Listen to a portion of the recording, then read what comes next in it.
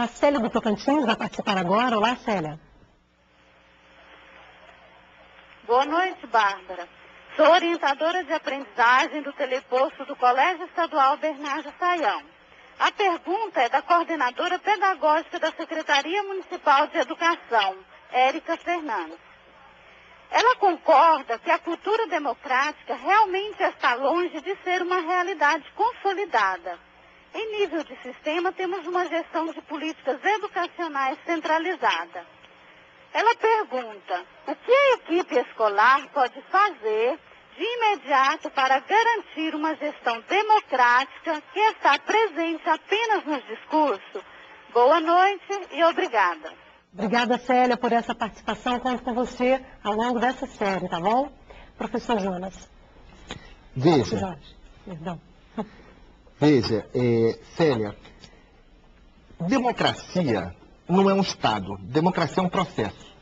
A gente não chega à democracia, a gente está sempre perseguindo a democracia. Cada vez que a gente dá 2 passos, é como se o horizonte se alargasse mais 2 passos à frente. E a gente dá mais 2, ele se alarga mais à frente e mais à frente. Isso vai fazendo com que a gente ande, que a gente caminhe. Eu acho que esse é o espírito do processo democrático. E nesse sentido, a gente tem, nesse caminhar, de constituindo, ao mesmo tempo, estruturas democráticas, seja eleição para os diretores, a efetivação de conselhos de escola-comunidade, em suma, instrumentos organizativos, administrativos que permitam que o diálogo se dê, que permitam que o dissenso se faça, que permitam que a negociação difícil, conflituosa entre os muitos sujeitos participantes desse processo se dê. Agora, não basta que essas estruturas existam. É fundamental que essas estruturas, elas vão criando uma cultura democrática no interior da escola. É fundamental que a gente vá aprendendo a discordar um do outro, como disse a professora Isabel, vá aprendendo a discordar, que discordar não é algo que eu estou agredindo o outro, discordar não é algo que eu estou ofendendo o outro. Não, discordar faz parte, porque são diferentes visões sobre esse processo extremamente complexo. Quando você pergunta, Célia, o que a equipe escolar pode fazer, primeiro está imbuída realmente, né, dessa noção democrática, que é fundamental alargar a democracia no interior da escola. E alargar a democracia é constituir esse processo, dar força aos grêmios escolares, né, constituir um conselho escolar que de fato não seja a expressão da diretora, mas seja um conselho onde as diferentes vozes estejam presentes. É brigar pela eleição quando ela não existe, eleição de diretores quando ela não existe. É efetivar que essa eleição ela seja a expressão de uma grande discussão no interior da escola. Assim a gente vai aprendendo democracia e fazendo democracia no cotidiano. Não há receitas. Há trabalho duro, trabalho difícil, mas muito prazeroso também. Maria José do Maranhão participa agora. Olá, Maria José. Olá, boa noite. Sou Maria José Barreto, do Teleposto de Bacabal, Maranhão. Segundo a nova LDB, o município tem autonomia para organizar sistema de ensinos locais, contando com a participação de diversas organizações sociais no projeto educacional. Partindo desse princípio, o que falta para que possamos alcançar tão sonhada gestão democrática? Boa noite e obrigada.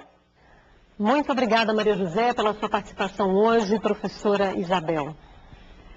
Bem, a partir dessa possibilidade, né, que os municípios têm, a partir da nova LDB de 98, né, isso não quer dizer que todos os municípios assumiram essa possibilidade, né? Alguns municípios que já vinham numa construção, né, de gestão democrática, de ter um Conselho Municipal de Educação, mesmo que esse conselho não fosse, né, um órgão aí do sistema. Então, os municípios onde isso avança mais são aqueles que já vinham numa construção mais importante e tendo, tanto do ponto de vista, né, da construção da cultura, como da construção dos instrumentos. Então, o que falta? Falta justo é poder caminhar nos dois sentidos, nos instrumentos, então, de ver como se organiza um sistema local, um sistema municipal, e como se constrói uma nova cultura, que é isso, né, que está sendo... Mas você acredita que é possível ter um trabalho, implantar uma gestão democrática na escola, se aquela escola não está inserida numa rede que tem isso como princípio, ou isso é possível? Vai ser muito mais difícil, né? O que se percebe é que quando uma rede caminha, né, de maneira mais orgânica numa cultura democrática, nós vamos ter instrumentos, por exemplo, que são instrumentos comuns, como eleição de diretores, descentralização de recursos, enfim.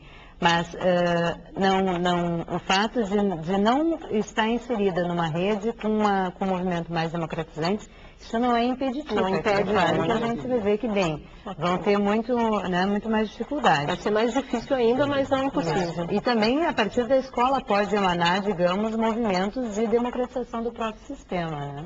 Tá certo. Iraci de Goiás, olá. Boa noite a todos. Sou a professora Iraci do Teleposto de Iporá, Goiás. Gostaria que os convidados falassem um pouquinho mais como trabalhar e conciliar democracia, diversidade cultural e falta de recursos financeiros. Boa noite a todos. Obrigada, Iraci, por essa participação. Professora Lisete. Bem, Iraci, eu acho que até inventaram a gestão democrática para isso mesmo. A reunião, a assembleia, o encontro entre profissionais, entre pares e entre os outros atores, professores, funcionários e alunos, busca exatamente essa conciliação. Se estivesse tudo bem, é bastante possível que a gestão democrática não se impusesse, mesmo contrariando vários grupos que não gostam de discutir essa questão, não é?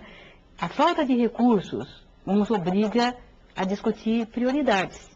E prioridade se discute fundamentalmente de forma coletiva, não é? Para que uma escola possa sobreviver exatamente com um pensamento diferente. O que é a diversidade? É o fato de nós termos alunos que aprendem e os que não aprendem. É assim que a gente trabalha. Bem, o que é o que faz com os que não aprendem? Põe para fora da escola?